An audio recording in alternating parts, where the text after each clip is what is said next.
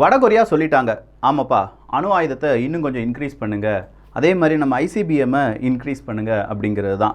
So தென்கொரியா என்ன நினைக்கிறாங்கன்னா, வடகொரியா இப்படி ஒரு அறிவிப்பை வெளியிட்ட பிறகு கண்டிப்பாக நம்ம அமெரிக்கா கூட சேர்ந்தாகணும். அமெரிக்காவும் தென்கொரியாவும் இணைந்து அவங்களுடைய நியூக்ளியர் வெப்பன்ஸ் அப்படிங்கிறத தயார்படுத்த வேண்டும். இதுக்கான இந்த இராணுவ ட்ரில்ல நம்ம 2 நாடுகளும் ஈடுபட வேண்டும் அப்படின்னு சொல்லி தென்கொரியாவின் பக்கமாக அமெரிக்காவுக்கு ஒரு தூது பறக்குது. அப்படி தூது பறக்கும்போது தான் அமெரிக்கா அங்கேருந்து சொல்கிறாங்க, இல்லைப்பா அது இப்போதைக்கு நடக்குமான்னு தெரியல, நம்ம வேணால் பேச்சுவார்த்தையில் ஈடுபடலாம், ஆனால் இப்படி ஒரு சம்பவம் நடப்பதாக இப்போதைக்கு வெளியில் சொல்ல வேண்டாம் அப்படின்னு சொல்கிறாங்க. இதுக்கு காரணம் இருக்குது, வடகொரியாவினுடைய கோபம் அதிகரிக்கலாம், இல்லை வடகொரியா அணு ஆயுதத்தை இன்னும் ரொம்ப பெரிய அளவில் உபயோகப்படுத்தலாம், அப்படி இல்லைனா ரஷ்யா கூட இணைந்து வடகொரியா அடுத்த கட்ட காய் நகர்த்தலுக்கு செல்லலாம். இது எல்லாமே ஒரு காரணமாக பார்க்கப்படுது. எது எப்படி இருந்தாலும் இப்போதைக்கு அணு ஆயுதத்துக்கான அந்த இராணுவ ட்ரில் மட்டும்தான் இல்லை அப்படின்னு சொல்லியிருக்காங்களே தவிர, நானும் தென்கொரியாவும் சேர்ந்து, அமெரிக்காவும் தென்கொரியாவும் சேர்ந்து செய்யக்கூடிய இராணுவ ட்ரில்லுக்கு எந்த விதமான பங்கமும் வரப்போகிறது கிடையாது அப்படின்னு சொல்லியிருக்காங்க. இதே மாதிரி இன்னும் பல செய்திகள். நான் உங்கள் விக்கி, இது உங்கள் தமிழ் விதை. ஷார்ட்டாக கொஞ்சம் செய்திகள். முதல் செய்தி என்ன அப்படின்னு கேட்டிங்கன்னா, சிரியாவில் ஒரு யுத்தம் இப்போதும் நடந்துகிட்டே இருக்குது அப்படிங்கிறது நமக்கு தெரியும். சிரியாவில் நிறைய நாடுகளுடைய இராணுவ பேசஸ் அப்படிங்கிறது இருக்குது. அதே மாதிரி அமெரிக்காவினுடைய இராணுவ பேஸில் இன்றைக்கி ஒரு ராக்கெட் வந்து விழுந்திருக்கு. அப்படி விழுந்த அந்த ராக்கெட் எங்கேருந்து வந்துச்சு அப்படிங்கிறது சரியாக தெரியல, உயிரிழப்புகளும் இல்லை. ஆனால் இந்த ராக்கெட்டை நான் தான் ஏவி விட்டேன் அப்படின்னு சொல்லி எந்த விதமான அமைப்பும் இப்போதும் என்ன செய்யலை, அதுக்கான பொறுப்பை ஏற்றுக்கொள்ளவில்லை. ஸோ பொறுப்பேற்கப்படாமல் இந்த ராக்கெட் வந்து விழுந்தது அப்படிங்கிறது அமெரிக்கா இராணுவ பேஸில் ஒரு பரபரப்பை ஏற்படுத்தியிருந்தாலும் உயிரிழப்புகள் இல்லாத காரணத்தினால் இது எப்போதுமே நடந்துட்டு தானே இருக்குது அப்படின்னு சொல்லி சர்வசாதாரண ஒரு நியூஸாக மாறி நிற்கிறது. அடுத்ததாக யூகே பிரெக்சிட் வழியாக ஐரோப்பிய ஒன்றியத்திலிருந்து வெளியில் வந்துட்டாங்க. இப்போ மறுபடியும் பிரெக்சிட்டை கேன்சல் பண்ணி ஐரோப்பிய ஒன்றியத்துக்குள்ளே போயிடலாமா அப்படின்னு சொல்கிற பலவிதமான யோசனையில் யூகே மக்கள், யூகே அரசியல்வாதிகள் எல்லாருமே இருந்துட்டு இருக்கும்போது தான் யூகேல அந்த ஸ்ட்ரைக் அப்படிங்கிறது கண்டினியூஸாக நடந்துட்டுருக்கு. ஒரு கட்டத்தில் ஆம்புலன்ஸ் டிரைவர்ஸ் அப்படிங்கிறவங்க ஸ்ட்ரைக்கில் ஈடுபட்டாங்க. ஸோ ஆம்புலன்ஸ் டிரைவர்ஸுக்கு பதிலாக நாங்கள் இராணுவ வீரர்களை நிப்பாட்டுவோம் அப்படின்னு சொன்னாங்க. இப்போ அங்கே இருக்கக்கூடிய ரயில்வேல நிறைய ஊழியர்கள் ஸ்ட்ரைக்கில் ஈடுபட்டிருக்காங்க. தொடர்ந்து 5வது நாளாக இந்த ஸ்ட்ரைக் அப்படிங்கிறது இருக்கான். இதனால் 5ல் 1 ட்ரெயின் மட்டும்தான் யூகேல இயங்கி வருவதாக சொல்லப்படுகிறது. ஸோ யூகேல இவ்வளோ பெரிய ஸ்ட்ரைக் இல்லாட்டி தொடர்ச்சியான இந்த மாதிரியான ஸ்ட்ரைக் அப்படிங்கிறது எல்லாம் யூகேனுடைய எக்கனாமியை ரொம்ப பெரிய அளவில் பாதிப்பதால் அங்கே ரிசெஷனுக்கான அந்த பயம், இந்த வருடம் ரிசெஷன் வரும் அப்படிங்கிறதுக்கான அந்த பயம் இன்னும் அதிகரித்திருப்பதாக சொல்லப்படுகிறது.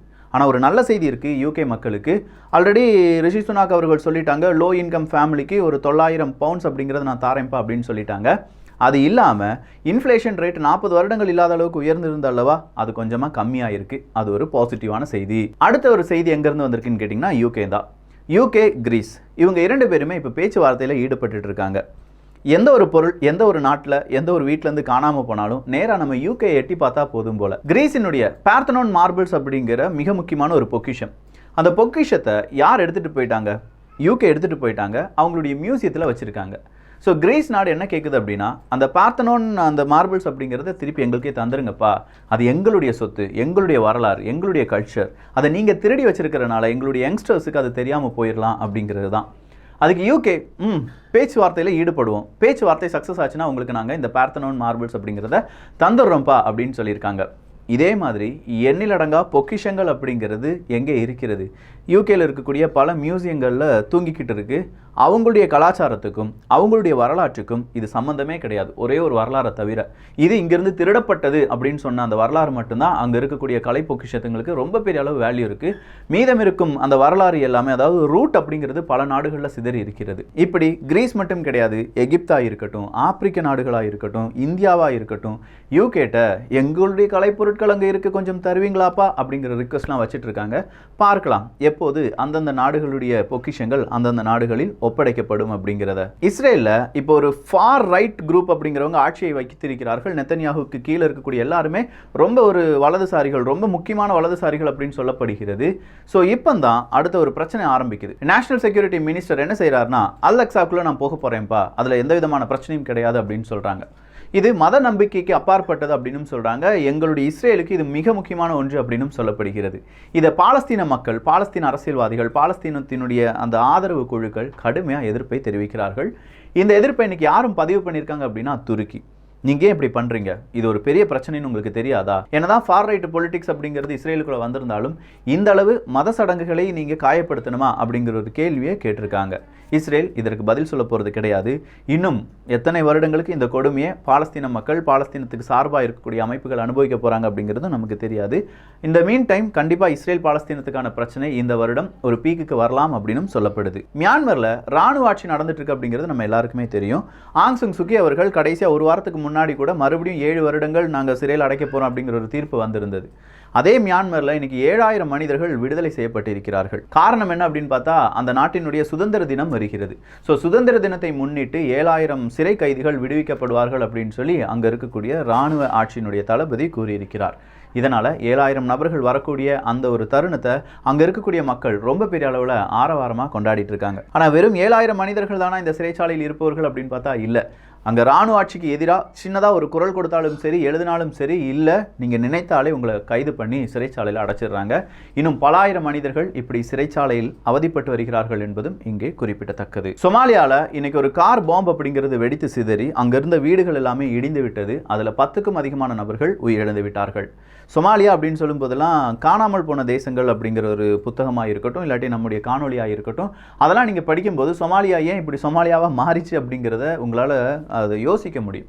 கண்டிப்பாக அந்த காணொலி நீங்கள் பார்க்கலன்னா பாருங்கள். அவ்வளோ அழகான ஒரு நாடு நம்ம இழந்துட்டோம் அப்படிங்கிறது தான் மிக முக்கியமான உண்மை. அதற்கு காரணம் மேற்குலகத்தினுடைய அரசியல் சதி அப்படிங்கிறதும் இங்கே குறிப்பிடத்தக்கது. ஜப்பானுடைய பிரைம் மினிஸ்டர் கிஷிடா அவர்கள் என்ன சொல்லியிருக்காங்கன்னா, நாங்கள் அமெரிக்கா கூட ஒன்று சேர போகிறோம், எங்களுடைய டிஃபென்ஸ் அப்படிங்கிறத நாங்கள் அமெரிக்கா கூட சேர்ந்து இன்னும் வலுப்படுத்த போகிறோம் அப்படின்னு சொல்லியிருக்காங்க. எந்த அமெரிக்கா ஜப்பான் மீது அணுகுண்டு வீசினாங்க அப்படிங்கிறதெல்லாம் பாருங்கள், ஒரு 60-70 வருஷத்தில் எல்லாமே தலைகீழாக மாறிடுச்சு. நம்முடைய தாத்தாக்கள் அந்த காலத்தில் எடுத்து பார்த்தீங்கன்னா ஜப்பானுக்கு ஆதரவாகவும் அமெரிக்காவுக்கு எதிராகவும் இருந்திருப்பாங்க. இன்னைக்கு அவங்களுடைய பேரன்கள் ஜப்பானும் அமெரிக்காவும் ஒரே இடத்துல இருக்காங்க அப்படின்னு சொல்லிட்டு இருக்காங்க. இதுதான் உலக அரசியல். ஃப்ளூ எபிடமிக் அப்படிங்கிறது, இந்த ஃப்ளூ அப்படிங்கிற வார்த்தையை கேட்டே ரொம்ப நாள் ஆச்சுல. ஆனால் அடிக்கடி ஃப்ளூ அப்படிங்கிறது மேற்குலக நாடுகள் எல்லாமே வரும். அது ரொம்ப பெரிய மனித உயிர்களை எல்லாமே பலி கொள்ளும். எப்பவுமே அப்படித்தான், பலி எடுத்துகிட்டே போயிட்டே இருக்கும்.